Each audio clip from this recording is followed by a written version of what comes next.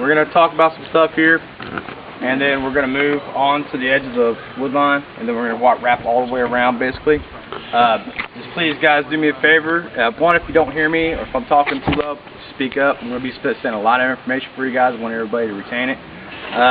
When we are walking, we're going to be walking through people's camps and behind people's camps, so just try to be careful, and please try to stay behind me. I'd hate to, get ready to show you guys a plant somebody stepped on, okay? So, we're gonna, like I said, we're going to start here. You guys pull forward, come in. Alright, first plant I'm going to show you guys is this. It's Japanese knotweed. You guys want to go ahead and kind of check it out, pass it around. Japanese knotweed, okay? This is the Department of Natural Resources' worst enemy, but it can absolutely be your best friend. There is a lot of medicinal properties to Japanese knotweed, okay? In the early 80s, when Lyme disease was first discovered, rediscovered, I should say, in Lyme, Connecticut, that's when this stuff started coming around and started being noticed. This is a voracious, invasive weed. Like I said, the Department of Natural Resources absolutely hates this plant, but the roots of this plant can actually help with Lyme disease incredibly. It contains resveratrols, which also red seed grapes and things like that do as well. Japanese knotweed outweighs that 100-fold. So taking the root and chopping that root up, drying it, putting it in infusions is amazing in helping with Lyme disease. It pushes blood to where it needs to go, stuff like that. Saying that, Japanese knotweed is also edible. Not the root, but the stalk itself, chewing on it. Right now, it's a little too cellulose and hemicellulose. You might not want to break that down, but when young shoots, when they're tender. Awesome. While you guys are finished passing that around, I'm going to move on a little bit. Some of you were here yesterday, some of you weren't, but we went out and we collected this plant. It's mullein. This is common mullein. Okay, I'm going to pass this around as well. You get to feel the texture of it and stuff. Very soft texture. Thank you.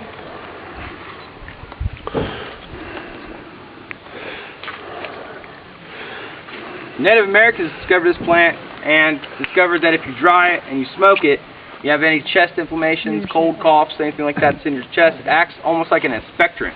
It will allow you to cough things up and get infections off your chest, things like that. There's a lot of things that mullein is good for. They used to dress wounds with mullein. They used to take it and they used to bundle it up and line the bottoms of their moccasins with it.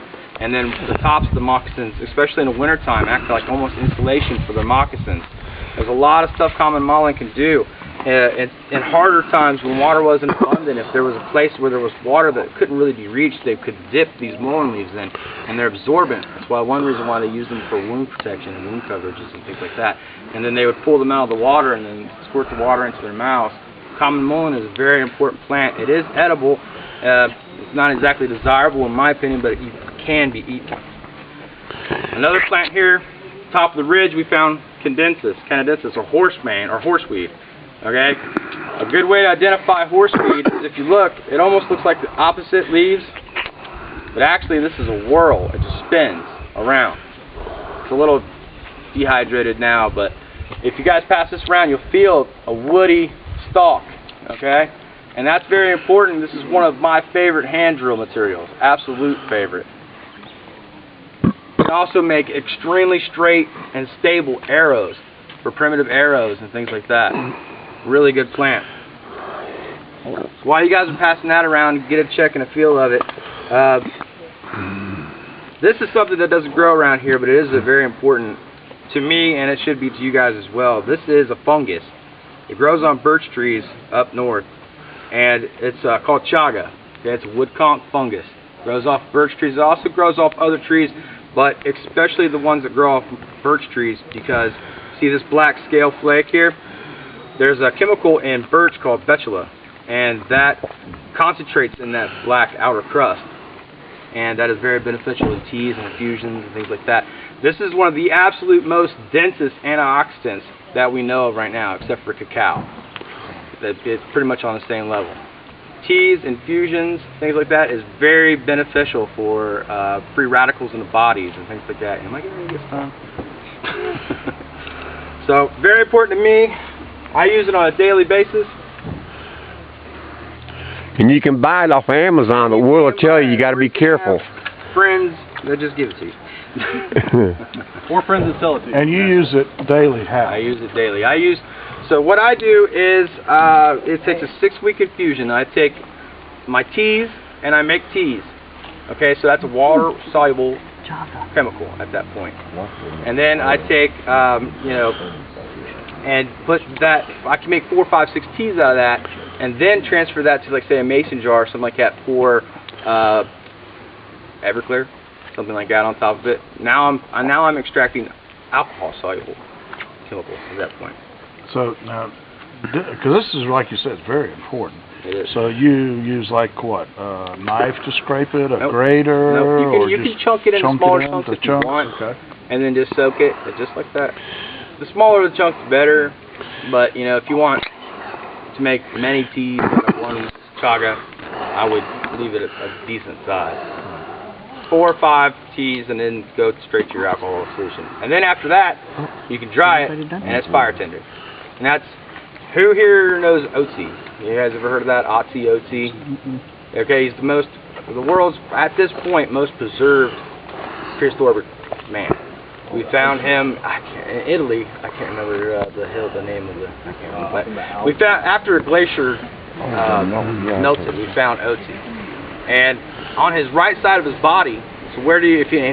We found out that he is right-hand dominant because of the way his weapons were placed. So what do you keep on the right side of your body? Most important stuff, right? My flashlight's really important to me. My knife's really important to me, so it's on the right side of my body because I'm right-handed. Well, on Otzi, in his pouch, on the right side of his body was a mushroom called amadou, and then there was a mushroom called chaga. Both of those, because they do. Hopefully, we think that he was using them both for medicinal properties and for fire, because we started migrating out of Africa up north, and we started running this thing called winter. Bummer. So now, if our civilization doesn't have a way to transport and carry fire, we're in trouble, right?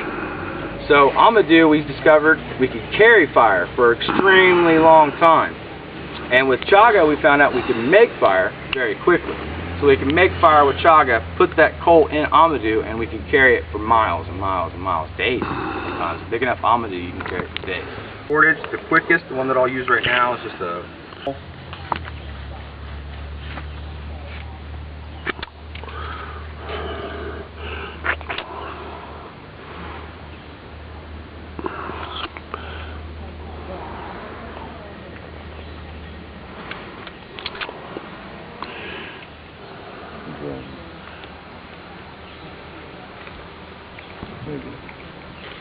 Just very quickly, get something that start to resemble portage. And also, if I pull this apart, I'll just double it over. I can 2-ply reverse wrap portage by spinning this in one hand. This is kind of difficult for people. I have a top and a bottom string, right? So if I push forward, grab my string, and pull back, that's one twist. Now I have a top and bottom string again. Forward and back, and just keep repeating that, and that is slowly going to make, again, a usable rope out of natural portage.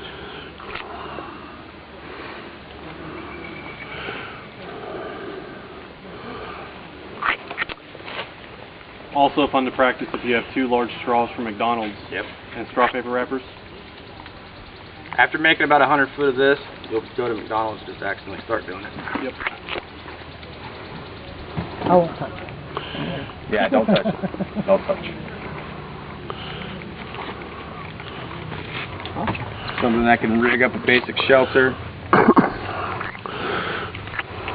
Start of something, sit down. Making a foot of this stuff is nothing. Making 50 foot of this is time consuming as all hell.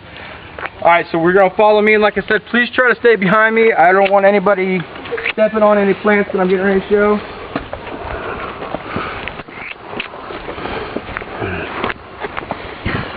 Also, if I show you guys a plant and I see that again, I'm probably just going to stop and I'm going to ask somebody, what is this plant? Just pay attention, guys.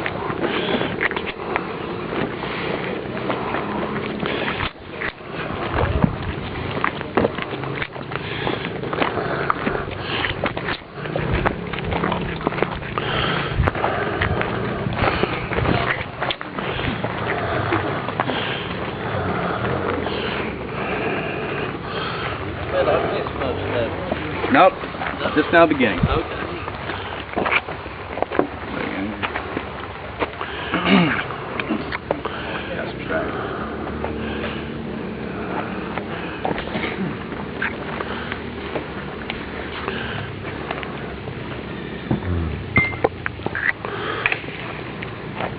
Alright, this plant right here, guys. Any idea what this plant might be? Yep.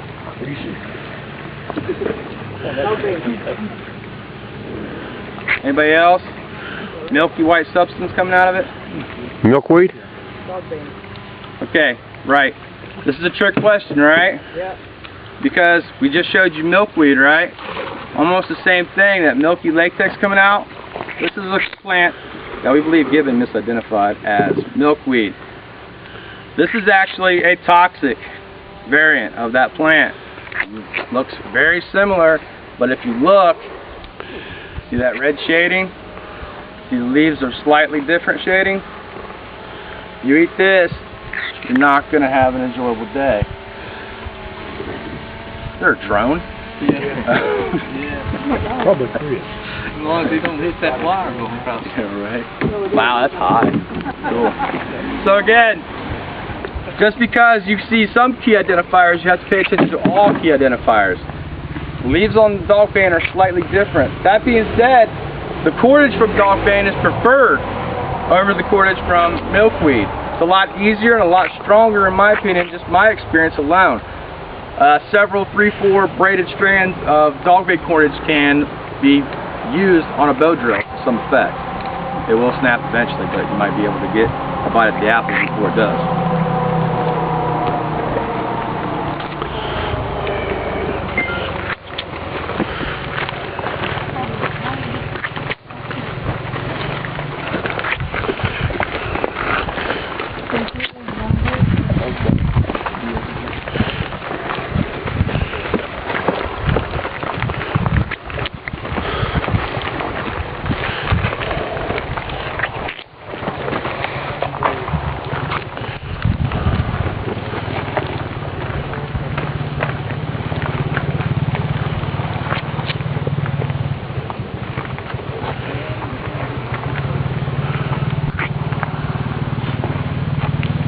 Roy with the old school name tag. I like that.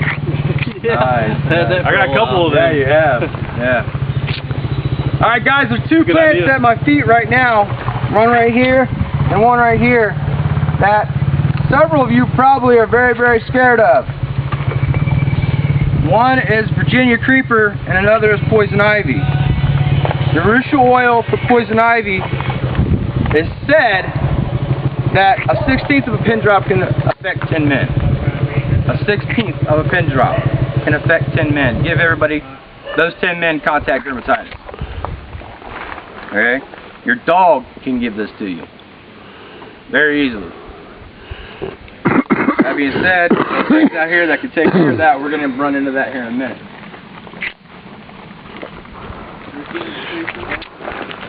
This song, poison ivy did this song.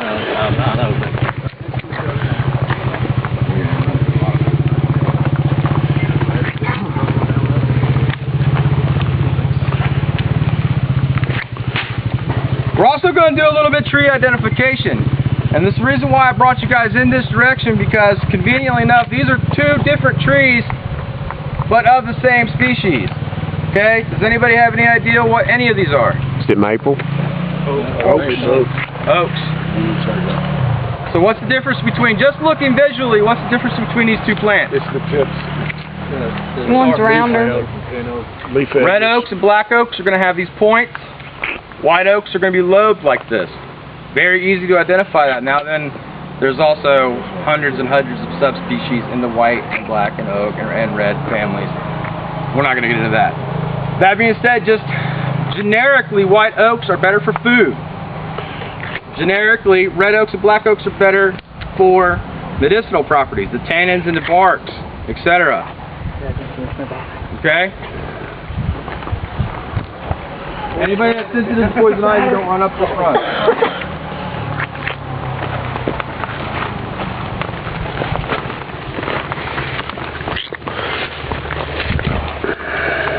guys could hang out here for a second. I can't remember.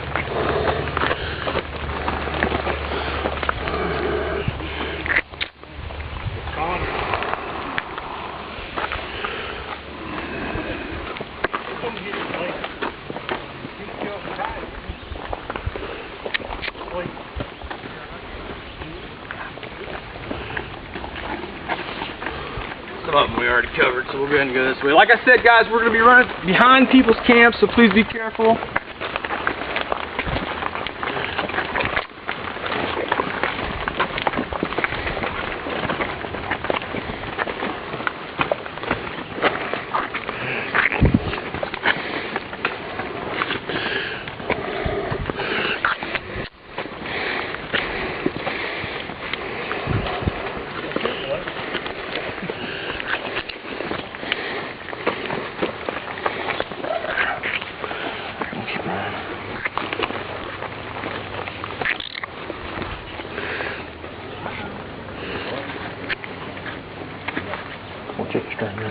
Why are these oily? Oh, wow. Thank you.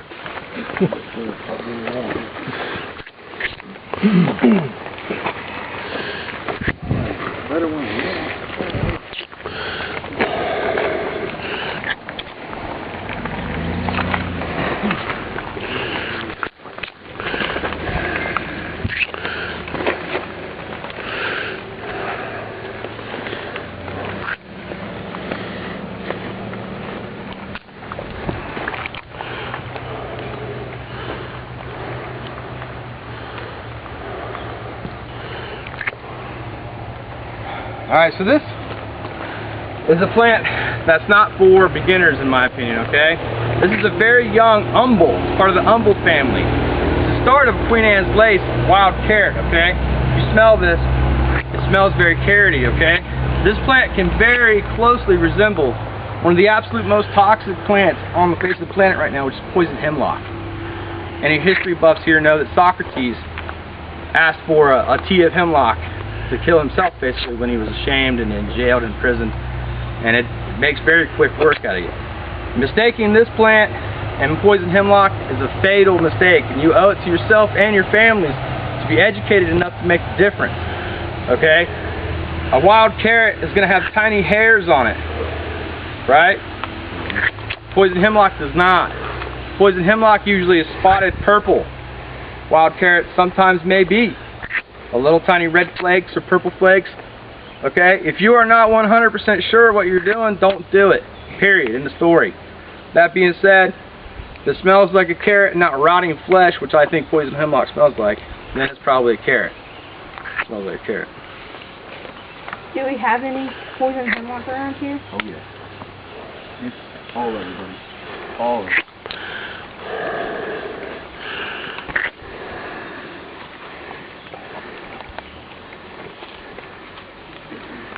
Let everybody smell it.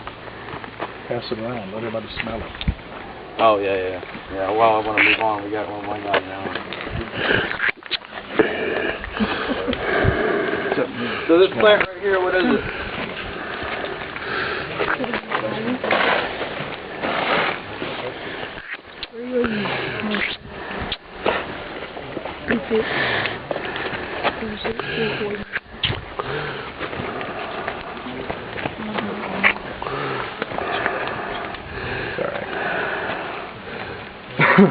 Alright, this plant right here, everybody runs into, so not a lot of people know what this is actually, okay? This is actually a part of the largest botanical family there is. Okay, this is a rose. Alright? An apple is a rose. A hawthorn is a rose. Peaches are roses. Oh no, I'm sorry, that's stone fruit. Plums, stuff like that. Pears. The rose is a very large botanical family. The hips of this is very choice. The hips of this is pretty much an apple. It can also be considered a haw. Hawthorn. Hawthorn is also an apple. Or a rose. Part of the rose family. Okay? High in vitamin C, just like an apple, right? So this is the same family as a tree, an apple tree, a hawthorn tree, everything like that. So one of the key identifiers of this is the rose is the only thing where the thorns point down to the root. your briars, raspberries, all that stuff is either straight or horned up. A rose is the only thing that points down. The thorns point down.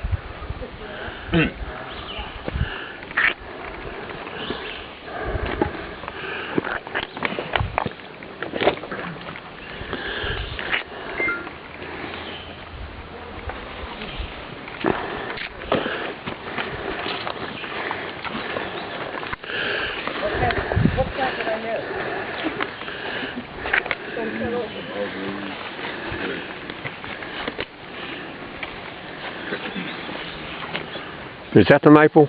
Nope. Everybody get good view. This is wild grape. Oh, wow. These tendrils here are choice edible. A lot of people do like these. Some species, this one can be a little bit on the sour side. Okay? 9 times out of 10, especially in places like this, you're not going to get a hold of the grapes. The birds get them first. Okay? Let them have it anyways. Okay, this is wild grape. Very good for cordage, especially when you see them running up trees. Good for cordage. Yeah. Stuff like that. Are the grapes any good, really, or are they? You know, there's about 1,000 different species.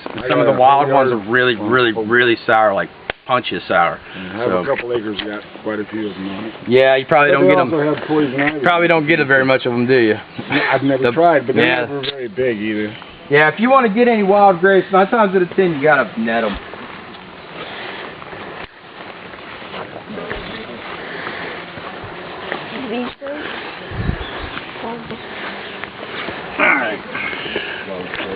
I see these all the time. This is a really easy one. A lot of people actually know this one. This is broadleaf plantain, okay? Even though a lot of people know this plant, a lot of people don't know the properties of this plant. This plant is highly astringent, which is funny because when there's 2 stages of this plant's life. In the springtime, this is kind of late spring, this is a choice edible for like salad greens and things like that because it does not have that high acidity or astringency yet. It develops that high astringency later on. What doesn't happen early spring? The bugs aren't out, right? The bugs aren't attacking these plants. They don't need that astringency. They don't need all that energy in the astringency. Its defense against bugs is what makes it a medicinal at that point, late spring, even in the summer. So the astringency of this plant has been known and used, and even in books as old as Culpeper, which is hundreds of years old, as a drawing agent, drawing out toxins, even bringing splinters and things in the fingers and legs to the surface, but mostly for toxins, bringing toxins to the surface, like a bee sting. One of the most famous things that this is used for, drawing bee sting venom to the surface.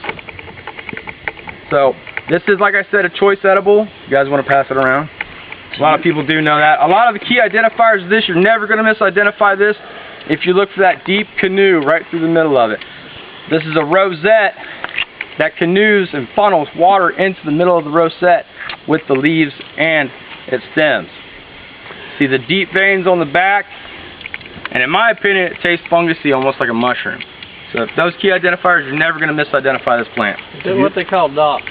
No, that is not dock. Okay. To use it as a drawing agent, mash it up, chew it up. A poultice, yeah. To make a poultice. Yes. Yeah. Yeah, I didn't want to really do too much medicinal uses and doses and all that stuff.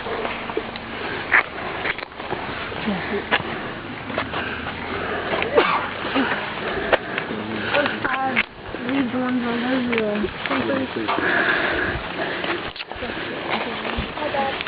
Hi, buddy.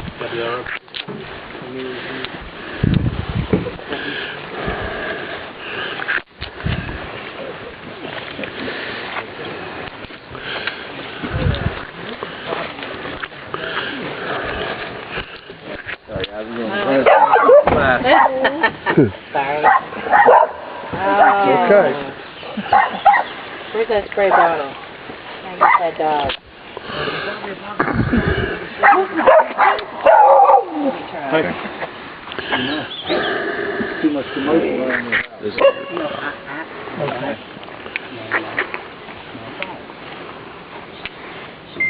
A couple others catch up here.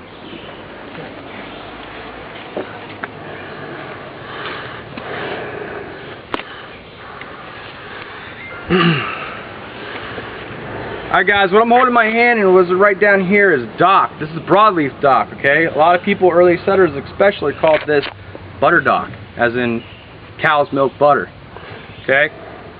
And one of the properties of this, again, is in the springtime is a choice edible, salad green even. And then later on when it accumulates that astringency, it turns into a more medicinal. Stinging nettles, you guys are ever affected by stinging nettles? Yeah. This plant is one of the one that'll knock that out right away. Just by rubbing this, crushing it up, rubbing it on the affected area, knock it right out. Burdock is a little bit better for that, in my opinion, but this does work. The reason why they called this butter dock is because early settlers would wrap their butter in this to make it shelf a little bit longer. Tannins in this will help butter shelf up just a little bit longer. In my opinion, I've not tried it. I can't tell you if it works, but it's in about every book on homesteading.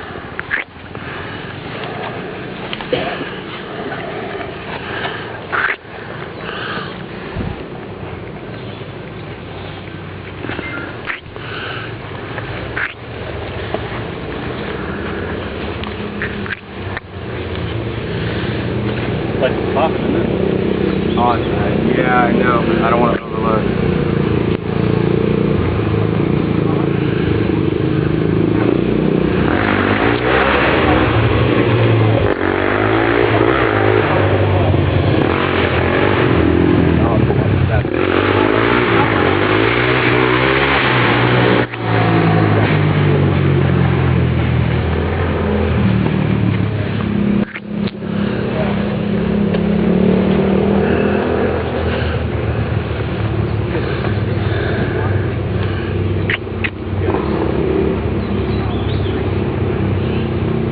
Alright, so for all the search and rescue guys here, this is a plant that I heard a couple of you mentioning earlier. And also, this would be a very important plant to know, especially for search and rescue.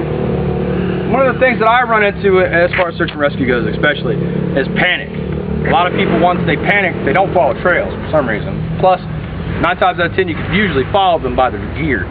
They'll start shredding gear, right? One of the big things is they don't like following trails. So this could be a trail break. I could start seeing sign break through here, like, oh, looks like somebody may have ran through here. I bet this is where he ran through. Loaded with poison ivy. Okay, so I could take this jewel weed, and I can crush this up, and you start to feel that juice just flowing. It can almost like a sponge, just starts flowing. And I could rub this really quickly on my arms, etc. And that pretty much nullifies the effects of Marusha oil. You won't get contact dermatitis. Okay? So we're going to run into a little bit more of this, but if you guys kind of want to pass this around while we walk, that's jewelweed. And the reason why is there's all kinds of names to this stuff. Common names will get you in trouble. I do not, especially beginners and things like that. You won't hear me say one Latin name. It's just too difficult for people. People will not retain it. You know, I've been doing this for 15, 20 years. People don't retain Latin names for a while. Okay, but common names will get you in trouble. That plant's called touch-me-nots because the flowers, when it seeds, if you even touch them, they'll pop. So they're called touch-me-nots. It's called jewelweed. The reason why it's called jewelweed is in the morning dew will ball up and reflect the sun's light and look like little diamonds and jewels on the top of them. That's why it's called jewelweed.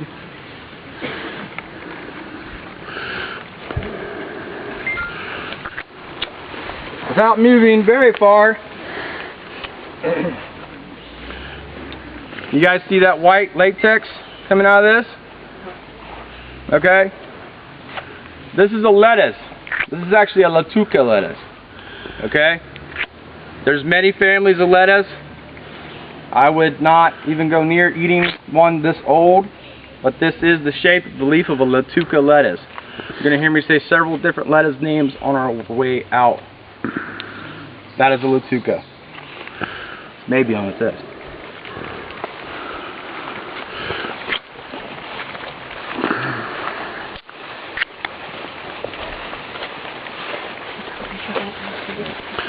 Andy.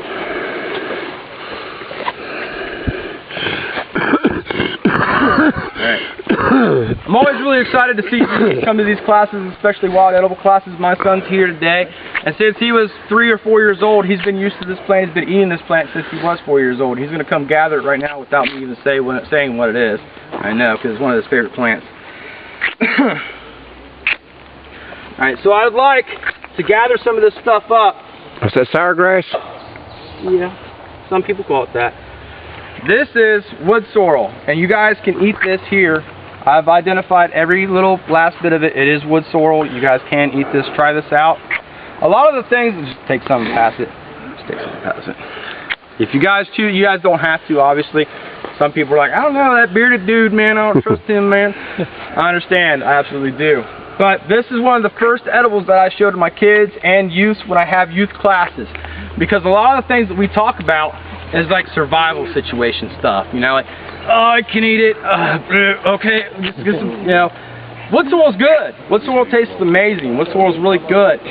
A lot of the books that you're going to read and a lot of things you pull up on the internet, now that I've shown you this plant, you're going to maybe, okay, I'm going to do some research on this.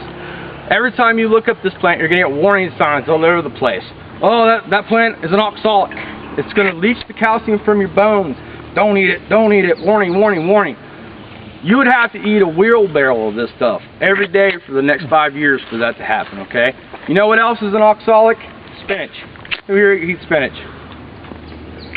That's in the oxalic family as well. Things that just because you read it in a book and just because you read it on the internet doesn't exactly make it true. A lot of people thought things are overstated.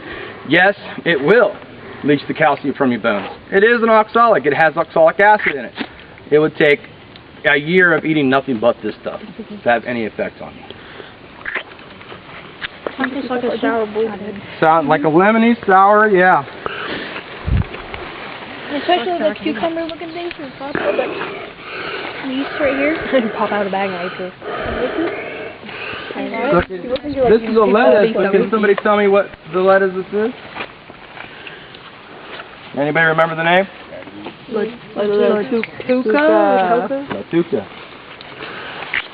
I know, right? That's why I love the kids because it's so clean. You did say that. You said they're way better than those. Adult. No, I forgot what it was, so. Alright, so when I was at base camp over there, I was talking about a plant called Japanese knotweed.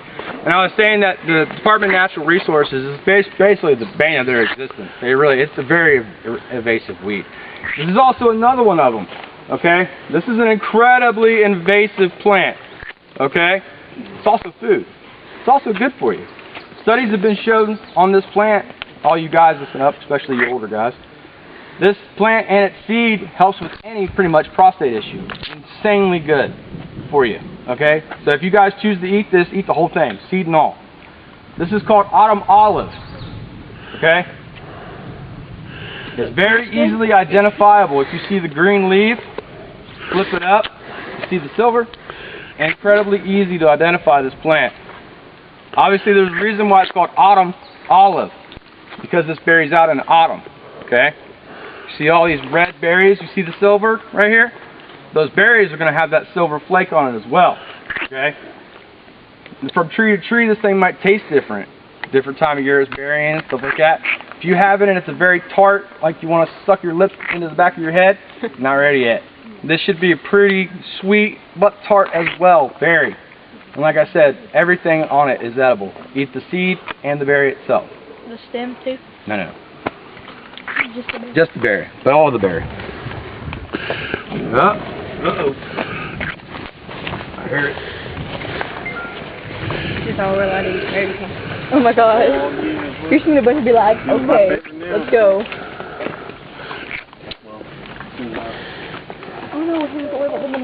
Well, point out where you're talking about. What's that here? We'll go on the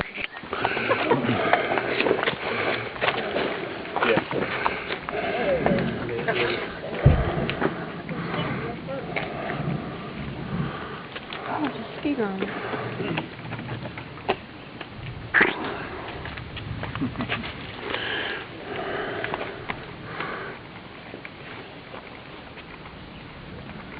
Alright, I'm holding 3 leaves in my hands, okay? You see 3 identifying leaves.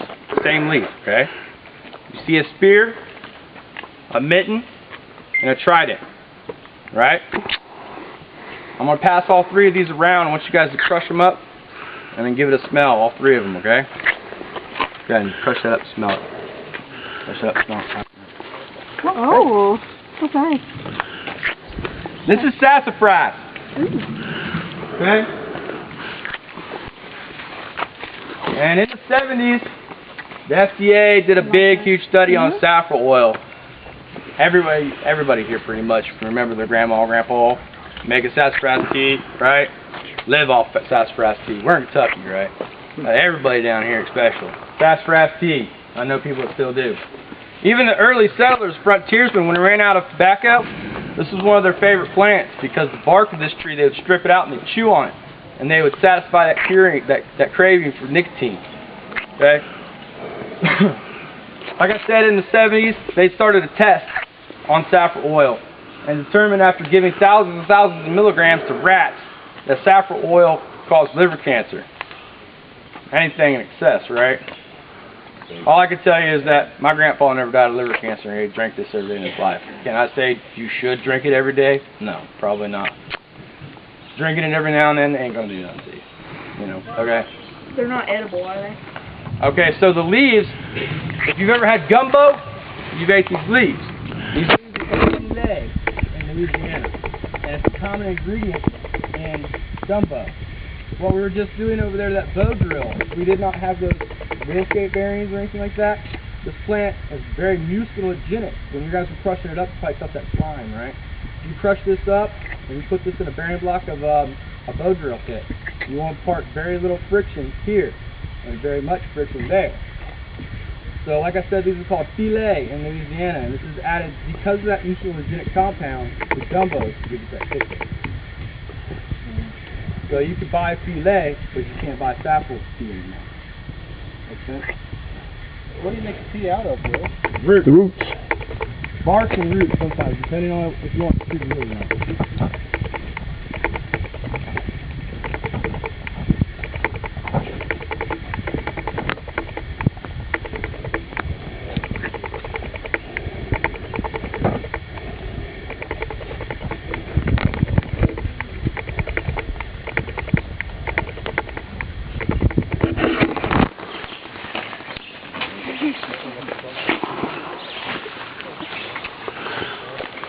Maybe tell me what this is. Anybody?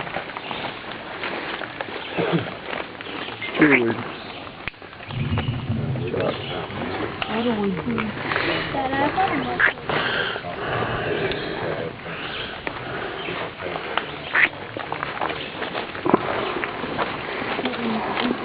Oh, it is.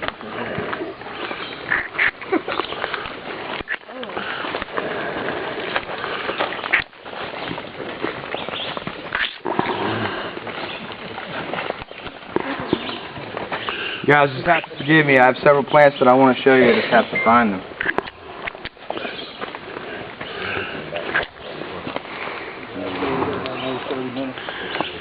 Alright guys, here we go. Guys, gather around. You guys are going to want to see this one. Everybody get a good look. See the middle of that leaf? Yeah. This is a plant commonly known as lady's thumb. You can kind of see why it looks like a lady put her thumb on it. Okay? Culpepper says that this is one of the best headache cures. Okay? Now when I bring up people like Culpepper, you will never hear me say scientifically backed up. Okay? There's a lot of things that Culpepper says, hundreds and hundreds of years old book, okay, that we cannot back up scientifically. Okay? That being said, it's not going to hurt you to make teas and things like that out of it. That being said, reading Culpepper, he suggested this is one of the best headache cures that he's ever come across. What, do you dry it out, then make tea out of it? Yeah.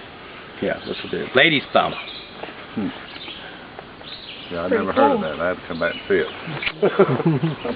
Is there very much of it there? Yeah, I would only pick that one, though. Now, some people can have adverse effects to that. It might make your stomach a little upset, things like that, so on your own risk. Hey, At your own risk, section. look at the lady thumb. So on this one, it's little and it actually has the pin on top. But this one, it's big and Fern. Yeah. Alright guys, so pretty much everybody knows what this is, right? It's a fern. Right? Okay, everybody here knows how fiddleheads, the young offspring of these, are edible, right? Does anybody know how to harvest them? Key identifiers. You can only harvest one species of this. It's called ostrich fern. Cinnamon ferns and other ferns can make you really sick. And this is a cinnamon fern. And the reason why I know is because all this hair right here. So when you see a fiddlehead coming up and it is extremely hairy and it is round, perfectly round, you probably absolutely do not have an ostrich fern. An ostrich fern is going to be perfectly smooth and have a canoe. Remember the plantain I just showed you? It has like almost like a canoe-shaped channel. Ostrich ferns have that same canoe-shaped channel.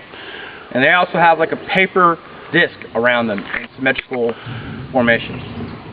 So if you guys are ever interested in harvesting ferns, fiddleheads, and things like that, those are things to keep in mind. Sounds like we're going to get rained on here, so let's try to pick up the pace, right?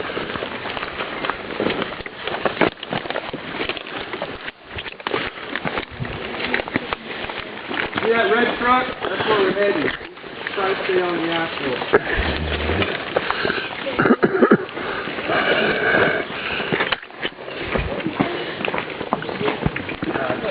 Hey, Dan. See you, buddy. Good to see you, too. I'm getting tired. Yes, it's like, I noticed Layla, I try to be as smart as my dog. When she lays down and takes a nap, I figure it's time to lay down and take a nap. She was laying down when I left, so I don't know. Maybe I'm not being so smart right now. That's me and my dog's favorite thing, sitting in the easy chair and sleeping. There you go. I'll start the television, 15 minutes later, I'm sound asleep. Put this in your hand. Don't say what it is. Show everybody. Show your neighbor. What are those, strawberries? Alright, on 3, what do you think it is? Strawberries. Wrong. Wild strawberries. You're wrong. This is not a strawberry, although it is edible.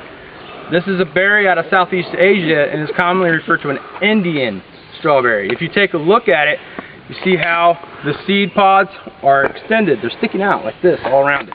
That's a key indicator that it is not a strawberry. It's not a native strawberry especially. This is what's called an Indian strawberry.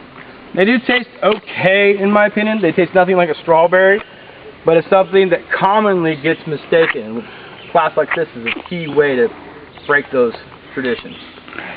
Wild strawberries will actually have pits where those are sticking out. Exactly. The Indian strawberry sticks out like this. Strawberries have the seeds on the inside. Yeah. Are we allowed to? I don't know if they spray here. I'll probably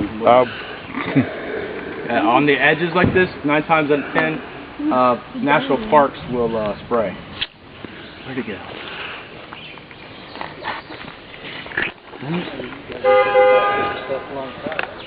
Not only that, think of all the fluids and junk that have leaked out of vehicles, and where did they go? Right. That's why when we did wood sort, it was way on the wood side, on the wood edge.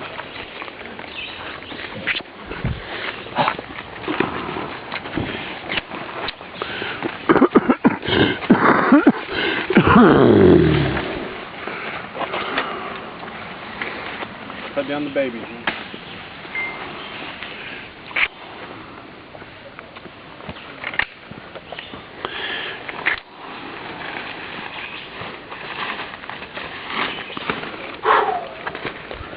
Alright, so this plant right here, who all had fun doing that bow drill? Who enjoyed that bow drill? Who got a cold? Well, keep trying. This is an extremely important plant, especially for primitive fire. This is personally one of my favorite, other than cottonwood, an actual poplar. This is a tulip poplar or yellow poplar. Funny enough, this isn't a poplar. This tree belongs to the magnolia family. Okay? It's commonly called yellow poplar or tulip poplar because of the shape and the way that the wood is, but this is actually a magnolia. This is some of the best building material there is. In fact, this is one of the first trees that went back to England as soon as we got here. In England, in the UK, we depleted all of our forests and we came to the new land. That's one of the things we were searching for, was wood. We needed to build ships. As soon as we got here, we saw one of the biggest trees in the eastern woodlands. We said, yep, that's going back to England. So we started cutting them down and shipped them back. Again, They did that for a reason, because this is one of the best building material there is. Easy to carve, easy to cut, easy to shape. So think about that when you want to build a spoon, or a spatula, or a bow drill set. Things like that. It's very easy to cut on. This is a softwood. A fingernail will leave an indent in it. A hardwood will, and you can pull out the inner bark, the cambrian layer, shred that up. A harsh word will make that go up in flames. Okay? Or losing daylight. Well, nope, that's just a while.